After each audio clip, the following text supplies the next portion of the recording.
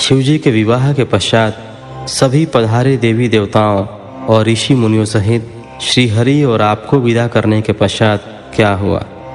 हे प्रभु, इससे आगे की कथा का वर्णन भी आप मुझसे करें। यह सुनकर ब्रह्मा जी ने मुस्कुराते हुए कहा, हे महर्षि नारद, सभी उपस्थित देवताओं को विवाहोपरांत भगवान शिव और देवी सती ने प्रसन्नतापूर्वक विदा कर दिया। तत्पश्चात देवी सती ने सभी शिवगणों को भी कुछ समय के लिए कैलाश पर्वत से जाने की आज्ञा प्रदान की। सभी शिवगणों ने महादेव को प्रणाम कर उनकी स्तुति की। तत्पश्चात उन्होंने भगवान शंकर से वहां से जाने की आज्ञा मांगी। आज्ञा देते हुए महादेव जी ने कहा, जाएं, लेकिन मेरे स्मरण करने पर आप सभी तुरंत मेरे समक्ष उपस्थित हो जाएं। तब नंदी समेत सभी गण वहां भगवान शिव और देवी सती को अकेला छोड़कर कुछ समय के लिए कैलाश पर्वत से चले गए। अब कैलाश पर्वत पर भगवान शिव सती के साथ अकेले थे। देवी सती भगवान शिव को पति रूप में प्राप्त कर बहुत खुश थीं। बहुत कठिन तप के उपरांत ही उन्हें भगवान शिव का सानिध्य मिल पाया था। यह सोचकर वो बहुत रोमांचित थीं। उधर देवी सती के अनुपम सौंदर्य को देखकर शिव जी भी मोहित हो चुके थे। वे भी देवी सती का साथ पाकर अपने को धन्य समझ रहे थे। एकांत पाकर शिव जी अपनी पत्नी सती के साथ कैलाश पर्वत के शिखर पर रमण करने लगे। 22वां अध्याय, शिव सती का हिमालय गमन। कैलाश पर्वत पर श्री शिव और दक्ष कन्या सती के विविध विहारों का विस्तार से वर्णन करने के बाद ब्रह्मा जी ने कहा, नारद, एक दिन की बात है कि देवी सती भगवान शिव को प्रेम पूर्वक प्रणाम करके दोनों हाथ जोड़कर खड़ी हो गई। उन्हें चुपचाप खड़े देखकर भगवान शिव समझ गए कि देवी सती के मन में कुछ बात अवश्य है जिसे वह कहना चाह रही है। तब उन्होंने मुस्कुराकर देवी सती से पूछा, हे प्राणवत्सला, कहिए आप क्या कहना चाहती हैं? यह सुनकर देवी सती बोली, हे भगवान, वर्षा ऋतु आ गई है। चारों ओर का वातावरण सुंदर और मनोहारी हो गया है। हे देवाधिदेव, मैं चाहती हूँ कि कुछ समय हम कैलाश पर्वत से दूर पृथ्वी पर या हिमालय पर्वत पर जाकर रहें। वर्षा काल के लिए हम किसी योग्य स्थान पर चले जाएं और कुछ समय वहीं निवास करें। देवी सती की यह प्रार्थना सुनकर भगवान शिव हंसने लगे। हंसते हुए ही उन्होंने अपनी पत्नी सती से कहा कि प्रिय, जहाँ पर मैं निवास करता हूँ वहाँ पर मेरी इच्छा के विरुद्ध कोई भी आ जा नहीं सकता है। मेघ भी मेरी आज्ञा के बिना कैलाश पर्वत की ओर कभी नहीं आएंगे। वर्षा काल में भी मेघ सिर्फ नीचे की ओर ही घूमकर चले जाएंगे। हे प्रिय, तुम्हारी इच्छा के विरुद्ध कोई भी तुम्हें परेशान नहीं कर सकता। फिर भी यदि आप चाहती हैं तो हम हिमालय पर्वत पर चलते हैं। तत्पश्चात भगवान शिव अपनी पत्नी सती के साथ हिमालय पर चले गए। कुछ समय वहाँ प्रसन्नतापूर्वक विहार करने के पश्चात वे पुनः अपने निवास पर लौट आए। 23वां अध्याय, शिव द्वारा ज्ञान और मोक्ष का वर्णन। ब्रह्मा जी बोले, हे महर्षि नारद, भगवान शिव और सती के हिमालय से वापस आने के पश्चात वे पुनः पहले की तरह कैलाश पर्वत पर अपना निवास करने लगे। एक दिन देवी सती ने भगवान शिव को भक्ति भाव से नमस्कार किया और कहने लगी, हे देवाधिदेव महादेव, कल्याण सागर, आप सभी की रक्षा करते हैं। हे भगवान, मुझ पर भी अपनी कृपा दृष्टि कीजिए। प्रभु, आप परम पुरुष और सबके स्वामी हैं। आप रजोगुण, तमोगुण और सत्व गुण से दूर हैं। आपको पति रूप में पाकर मेरा जन्म सफल हो गया। हे करुणा निधान, आपने मुझे हर प्रकार का सुख दिया है तथा मेरी हर इच्छा को पूरा किया है, परंतु अब मेरा मन तत्वों की खोज करता है। मैं उस परम तत्व का ज्ञान प्राप्त करना चाहती हूँ जो सभी को सुख प्रदान करने वाला है, जिसे पाकर जीव संसार के दुखों और मोह माया से मुक्त हो जाता है और उसका उद्धार हो जाता है। प्रभु, मुझ पर कृपा कर आप मेरा ज्ञान वर्धन करें। ब्रह्मा जी बोले, मुने, इस प्रकार आदि शक्ति देवी सती ने जीवों के उद्धार के लिए भगवान शिव से प्रश्न किया। उस प्रश्न को सुनकर महान योगी, सबके स्वामी भगवान शिव प्रसन्नतापूर्वक बोले, हे देवी, हे दक्षनंदिनी, मैं तुम्हें उस अमृतमयी कथा को सुनाता हूँ जिसे सुनकर मनुष्य संसार के बंधनों से मुक्त हो जाता है। यही वह परम तत्व विज्ञान है जिसके उदय होने से मेरा ब्रह्म स्वरूप है। ज्ञान प्राप्त करने पर उस विज्ञानी पुरुष की बुद्धि शुद्ध हो जाती है।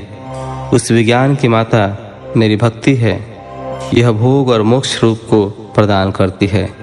भक्ति और ज्ञान सदा सुख प्रदान करता है। भक्ति के बिना ज्ञान और ज्ञान के बिना भक्ति की प्राप्ति नहीं होती। हे देवी, मैं सदा अपने भक्तों के अधीन हूँ। भक्ति दो प्रकार की होती है, सगुण और निर्गुण। शास्त्रों से प्रेरित और हृदय के सहज प्रेम से प्रेरित भक्ति श्रेष्ठ होती है, परंतु किसी वस्तु की कामना स्वरूप की गई भक्ति निम्न कोटि की होती है। हे प्रिय, मुनियों ने सगुण और निर्गुणा नामक दोनों भक्तियों के 9 भेद बताए हैं। श्रवण, कीर्तन, स्मरण, सेवन, दास्य, अर्चन, वंदन, सख्य और आत्मसमर्पण ही भक्ति के अंग माने जाते हैं। जो एक स्थान पर स्थिरता पूर्वक बैठकर तन मन को एकाग्रचित करके मेरी कथा और कीर्तन को प्रतिदिन सुनता है, इसे श्रवण कहा जाता है। जो अपने हृदय में मेरे दिव्य जन्म कर्मों का चिंतन करता है और उसका अपनी वाणी से उच्चारण करता है, इसे भजन रूप में गाना ही कीर्तन कहा जाता है। मेरे स्वरूप को नित्य अपने आसपास हर वस्तु में तलाश कर मुझे सर्वत्र व्यापक मानना तथा सदैव मेरा चिंतन करना ही स्मरण है। सूर्य निकलने से लेकर रात्रि तक हृदय और इंद्रियों से निरंतर मेरी सेवा करना ही सेवन कहा जाता है। स्वयं को प्रभु का किंकर समझकर अपने हृदयामृत के भोग से भगवान का स्मरण दास्य कहा जाता है। अपने धन और वैभव के अनुसार 16 उपचारों के द्वारा मनुष्य द्वारा की गई मेरी पूजा अर्चन कहलाती है। मन, ध्यान और वाणी से मंत्रों का उच्चारण करते हुए इष्ट देव को नमस्कार करना वंदन कहा जाता है। ईश्वर द्वारा किए गए फैसले को अपना हित समझकर उसे सदैव मंगल मानना ही सख्य है। मनुष्य के पास जो भी वस्तु है वह भगवान की प्रसन्नता के लिए उनके चरणों में अर्पण कर उन्हें समर्पित कर देना ही आत्मसमर्पण कहलाता है। भक्ति के यह 9 अंग भोग और मोक्ष प्रदान करने वाले हैं। ये सभी ज्ञान के साधन मुझे प्रिय हैं। मेरा सांगोपांग भक्ति ज्ञान और वैराग्य को जन्म देती है। इससे सभी अभिष्ट फलों की प्राप्ति होती है। मुझे मेरे भक्त बहुत प्यारे हैं। तीनों लोकों और चारों युगों में भक्ति के समान दूसरा कोई भी सुखदायक मार्ग नहीं है। कलयुग में जब ज्ञान और वैराग्य का ह्रास हो जाएगा, तब भी भक्ति ही शुभ फल प्रदान करने वाली होगी। मैं सदा ही अपने भक्तों के वश में रहता हूँ। मैं अपने भक्तों की विपरीत परिस्थिति में सदैव सहायता करता हूँ और उसके सभी कष्टों को दूर करता हूँ। मैं अपने भक्तों का रक्षक हूँ। ब्रह्मा जी बोले, नारद, देवी सती को भक्त और भक्ति का महत्व सुनकर बहुत प्रसन्नता हुई। उन्होंने भगवान शिव को प्रणाम किया और पुनः शास्त्रों के बारे में पूछा। वे यह जानना चाहती थीं कि सभी जीवों का उद्धार करने वाला, उन्हें सुख प्रदान करने वाला, सभी साधनों का प्रतिपादक शास्त्र कौन सा है। वे ऐसे शास्त्र का महात्म्य सुनना चाहती थीं। सती का प्रश्न सुनकर शिवजी ने प्रसन्नतापूर्वक सब शास्त्रों के विषय में देवी सती को बताया। महेश्वर ने 5 अंगों सहित तंत्र शास्त्र, यंत्र शास्त्र तथा सभी देवेश्वरों की महिमा का वर्णन किया। उन्होंने इतिहास की कथा भी सुनाई, पुत्र और स्त्री के धर्म की महिमा भी बताई। मनुष्यों को सुख प्रदान करने वाले वैदिक शास्त्र तथा ज्योतिष शास्त्र का भी वर्णन किया। भगवान शिव ने भक्तों का महात्म्य और राजधर्म भी बताया। इसी प्रकार भगवान शिव ने सती को उनके पूछे सभी प्रश्नों का उत्तर देते हुए सभी कथाएं सुनाई। 24वां अध्याय। शिव की आज्ञा से सती द्वारा श्री राम की परीक्षा। नारद जी बोले, हे ब्राह्मण, हे महाप्राज्ञ, हे दयानिधि, आपने मुझे भगवान शंकर तथा देवी सती के मंगलकारी चरित्र के बारे में बताया। हे प्रभु, मैं महादेव जी का सपत्नीक यश वर्णन सुनना चाहता हूँ। कृपया अब मुझे आप यह बताइए कि तत्पश्चात शिव जी व सती ने क्या किया। उनके सभी चरित्रों का वर्णन मुझसे करें। ब्रह्मा जी ने कहा, मुने, एक बार की बात है कि सती जी को अपने पति का वियोग प्राप्त हुआ। यह वियोग भी उनकी लीला का ही रूप था, क्योंकि इनका परस्पर वियोग तो हो ही नहीं सकता है। यह वाणी और अर्थ के समान है। यह शक्ति और शक्तिमान है तथा चित्र स्वरूप है। सती और शिव तो ईश्वर हैं। वे समय समय पर नई नई लीलाएं रचते हैं। सूत जी कहते हैं, महर्षियों, ब्रह्मा जी की बात सुनकर नारद जी ने ब्रह्मा जी से देवी सती और भगवान शिव के बारे में पूछा कि भगवान शिव ने अपनी पत्नी सती का त्याग क्यों किया। ऐसा किस लिए हुआ कि स्वयं वर देने के बाद भी उन्होंने देवी सती को छोड़ दिया। प्रजापति दक्ष ने अपने यज्ञ के आयोजन में भगवान शिव को निमंत्रण क्यों नहीं दिया और यज्ञ स्थल पर भगवान शंकर का अनादर क्यों किया। उस यज्ञ में सती ने अपने शरीर का त्याग क्यों किया तथा इसके पश्चात वहां पर क्या हुआ। हे प्रभु, कृपा कर मुझे इस विषय में विस्तार से बताइए। ब्रह्मा जी बोले, हे महाप्राज्ञ नारद, मैं तुम्हारी उत्सुकता देखकर तुम्हारी सभी जिज्ञासाओं को शांत करने के लिए तुम्हें सारी बातें बताता हूँ। ये सभी भगवान शिव की ही लीला है। उनका स्वरूप स्वतंत्र और निर्विकार है। देवी सती भी उनके अनुरूप ही हैं। एक समय की बात है, भगवान शिव अपनी प्राण प्रिय पत्नी सती के साथ अपनी सवारी नंदी पर बैठकर पृथ्वी लोक का भ्रमण कर रहे थे।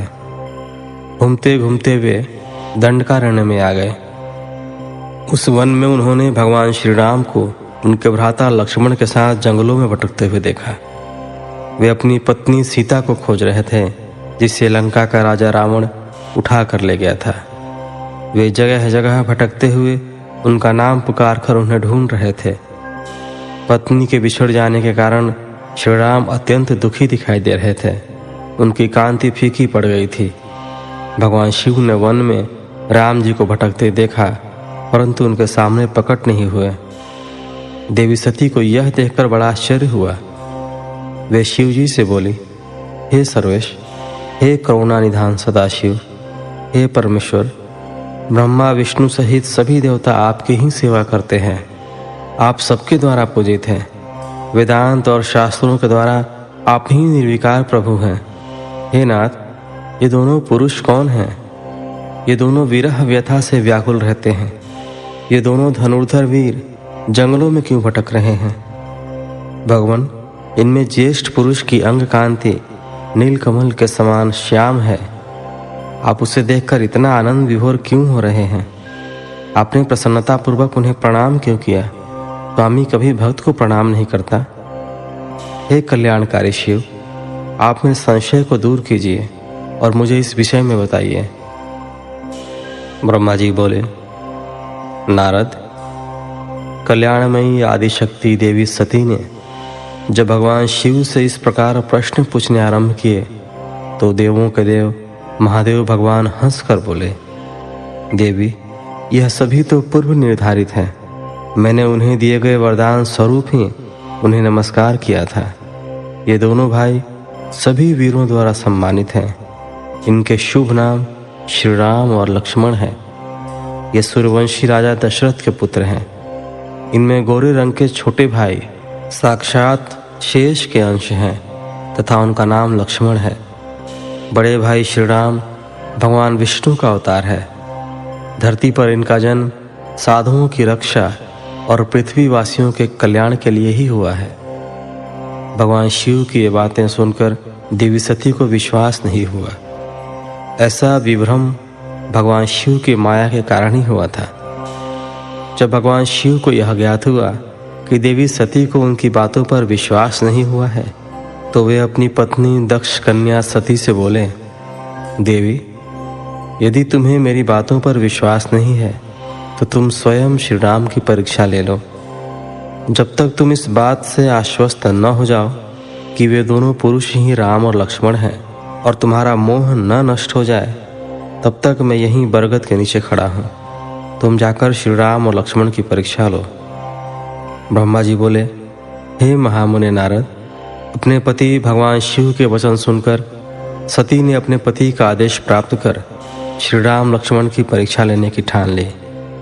परंतु उनके मन में बार बार एक ही विचार उठ रहा था कि मैं कैसे उनकी परीक्षा लूं। तब उनके मन में यह विचार आया कि मैं देवी सीता का रूप धारण कर श्री राम के सामने जाती हूँ। यदि वे साक्षात विष्णु जी का अवतार हैं तो वे मुझे आसानी से पहचान लेंगे, अन्यथा वे मुझे पहचान नहीं पाएंगे। ऐसा विचार कर उन्होंने सीता का वेश धारण कर लिया और राम जी के समक्ष चली गईं। सती ने ऐसा भगवान शिव की माया से मोहित होकर ही किया था। सती को सीता के रूप में देखकर राम जी सब कुछ जान गए। वे हंसते हुए देवी सती को प्रणाम करके बोले, हे देवी सती, आपको मैं नमस्कार करता हूँ। हे देवी, आप तो यहाँ हैं, परंतु त्रिलोकीनाथ भगवान शिव कहीं भी दिखाई नहीं दे रहे हैं। बताइए देवी, आप इस निर्जन वन में अकेली क्या कर रही हैं? और आपने अपने परम सुंदर और कल्याणकारी रूप को त्याग कर यह नया रूप क्यों धारण किया है? श्री रामचंद्र जी की बातें सुनकर देवी सती आश्चर्यचकित हो गई।